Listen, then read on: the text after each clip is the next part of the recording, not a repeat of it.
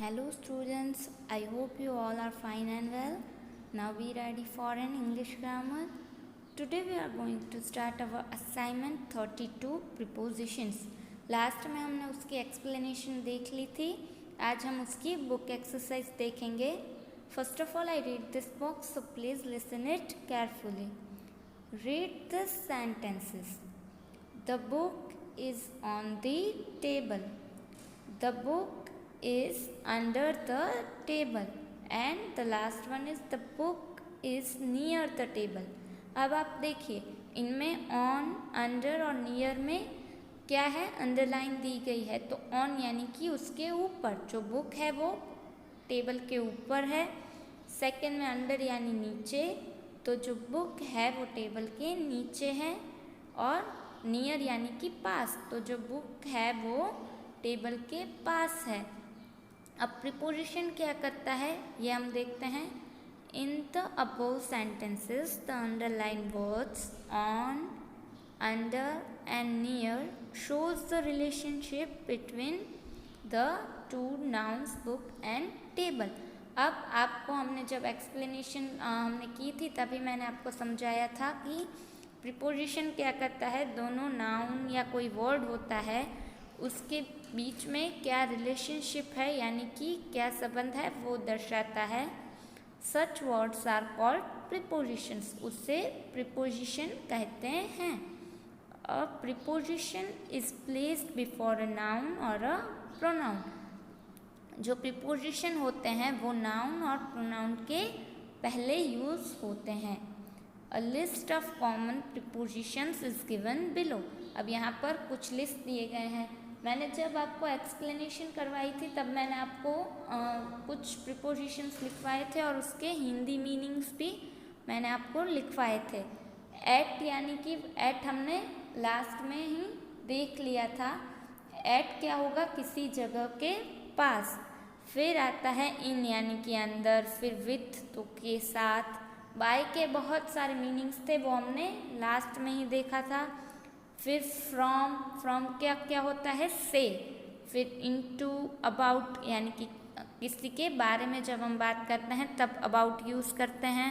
Over का भी हमने देखा था कि किसी चीज़ के ऊपर जब मूवमेंट करता है कोई चीज़ या, तो ओवर यूज़ होता है. अंडर यानी कि नीचे. फिर अबव यानी कि किसी चीज़ के ऊपर पर टच न होकर, तब अबव यूज़ होता है. सिंस और फोर आपको पता है, सिंस और फोर में तब से ये मीनिंग होता है, पर फोर है वो फ्यूचर टेंस में यूज़ होता है और सिंस है वो प्रेजेंट और पास्ट में यूज़ हो रहा है. फिर बिसाइड यानी कि पास. फिर अमोंग, अमोंग का मीनिंग क्या था, तीन या तीन से ज़्यादा लोगों के बीच. बिटवीन में दो या दो से ज़्यादा लोगों के बीच. टू का मीनिंग होता है से. फिर बिलो तो नीचे. थ्रू यानी कि पसार होकर यानी कि से होकर. ये सारे मीनिंग हमने ऑलरेडी देख लिए हैं और आपने लिख भी लिए हैं. अब हम एक्सरसाइज देखेंगे.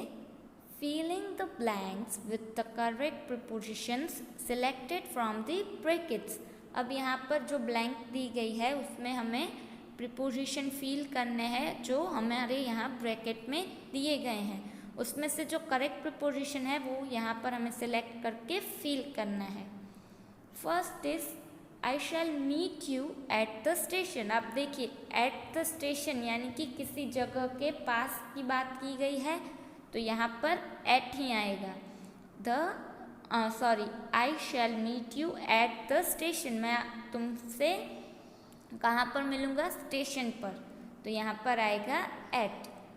The lady in the red sari is my mother. अब यहाँ पर विथ इन ऑफ क्यों नहीं, इसमें से इन क्यों सिलेक्ट किया और विथ ऑफ क्यों नहीं किया, क्योंकि जो लेडी है जिसने रेड साड़ी पहनी है वो मेरी मदर है, ये हमें कहना है, इसलिए आएगा इन. यानी कि जो लेडी रेड साड़ी में है वो मेरी मदर है. इस तरह सेंटेंस का मीनिंग होता है जब हम इन प्रीपोजिशन यूज़ करते. Third one is the child is fond of sweets. यानी फॉन्ड यानी कि शौकीन होना. तो जो बच्चा है वो स्वीट्स का बहुत शौकीन है. तो यहाँ पर विथ और बाय नहीं आएगा, यहाँ पर आएगा ऑफ. ऑफ का मीनिंग होता है का, के, की, तो यहाँ पर का यूज करना है, इसलिए हमने डाला है of. Fourth one is I want agree with that proposal, तो यहाँ पर मैं उस प्रपोजल के साथ एग्री नहीं हूँ, या फिर मैं उस प्रपोजल से एग्री नहीं हूँ, तो यहाँ पर आता है विथ। फिर fifth one is he killed the serpent, यानी कि सांप, he killed the serpent by a stone. अब यहाँ पर हमने बाय क्यों यूज़ किया है, क्योंकि लास्ट में हमने जब मीनिंग देखे थे तब हमने देखा था कि बाय का के द्वारा भी जब हम वर्ड यूज़ करना होता है तब बाय का भी यूज़ करते हैं। तो उसने सरपेंट को किसके द्वारा मारा, स्टोन यानी कि पत्थर से मारा, तो यहाँ पर के द्वारा मारा है, इसलिए आएगा by. Sixth one is Nehru is often compared with Abraham Lincoln. अब नेहरू को कई बार अब्राहम लिंकन से कंपेयर किया गया है। जब भी कंपैरिजन की बात होती है तब ऑलवेज प्रीपोजिशन विथ ही लगता है।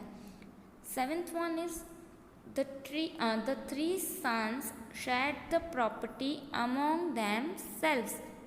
जो तीन बेटे थे उसने जो प्रॉपर्टी थी वो तीनों के बीच में बांट दी। अब आपको पता है जब बिटवीन होता है तब यहाँ पर दो वस्तु या दो व्यक्ति की बात की गई है, पर यहाँ पर तीन है, इसलिए हमने अमोंग यूज़ किया है। ये हमने जब मीनिंग देखे थे तभी देख लिए थे। Eighth one is it has been raining since yesterday. अब देखिए रेनिंग है यानी कि आपको पता है कंटिन्यूअस तो है ही, ये एक प्रेजेंट परफेक्ट कंटिन्यूअस टेंस का सेंटेंस है जिसमें हैज़ बिन भी है। हैज़ बिन आप हमने ये टेंस पढ़े नहीं है इसलिए आपको नहीं पता, पर आप देख सकते हैं रेन के पीछे आईएनजी है तो ऑब्वियस है कि प्रेजेंट तो है ही। तो यहाँ पर जब प्रेजेंट या पास्ट टेंस की बात होती है तो हम सिंस यूज़ करते हैं, वो हमने लास्ट वीडियो में ही देखा था। जो बारिश है वो कल से शुरू है, तो यहाँ पर it has been raining since yesterday आएगा। अब ninth one is becomes blank A and C. अब देखिए ए एंड सी यानी कि दो लेटर्स की बात है और यहाँ पर मीनिंग होता है कि जो बी है वो कब आता है ए और सी के बीच में, तो यहाँ पर दो लेटर्स के बीच की बात है इसलिए आएगा between.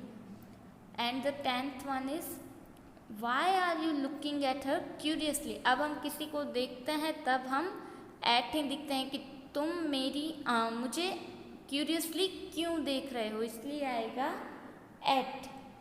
And 11th one is he sat under a shady tree.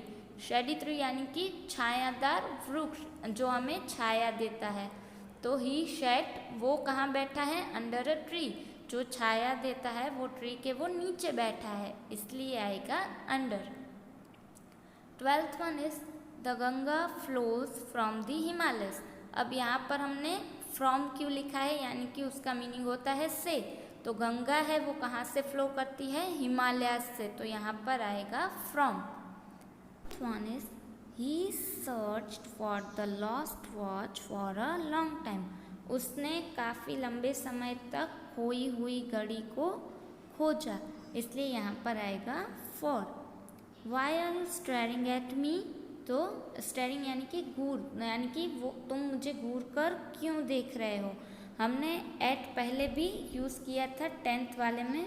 Y are you looking at her curiously, जब हम किसी को देखने की भी बात करते हैं तब भी हम एट यूज़ करते हैं कि तुम मुझे इस तरह क्यों देख रहे हो। 15th is she was very proud of her sun.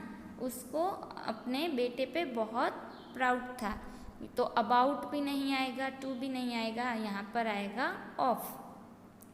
16th one is, यहाँ पर उससे पहले हम देख लेते हैं ऑफ का यहाँ पर जो मीनिंग था वो क्या था, पर उसको अपने बेटे पर बहुत प्राउड था। ऑफ इस तरह भी यूज़ होता है, ऑफ के भी कई सारे मीनिंग होते हैं प्रीपोजिशंस में भी, तो यहाँ पर हमने उसको बेटे पर उसको प्राउड था, यहाँ पर हमने ऑफ पर के लिए लिया है, ठीक है। And the last one is he compared my answer. अब आपको पता है, हमने ऊपर के भी एक सेंटेंस में अब्राहम लिंकन वाला जो सेंटेंस था उसमें भी देखा था कि Nehru is often compared with Abraham Lincoln, और यहाँ पर आंसर की कंपैरिजन होती है। तो जब भी कंपैरिजन की बात आती है तब विथ प्रिपोजिशन ही यूज होता है, तो यहाँ पर भी आएगा विथ और आएगा his. He compared my answer with his, उसने मेरे आंसर उस लड़के से कंपेयर किए, इस तरह सेंटेंस बनेगा। आज हमने जो भी फिलिंग द ब्लैंक्स की है उसको आपको अपनी हमारी जो ग्रामर बुक है उसमें फिल कर लेना है। नेक्स्ट वीडियो में मिलेंगे, तब नए टॉपिक के साथ मिलेंगे, तब तक आप ये फील कर लीजिएगा। Okay, good bye, have a nice day.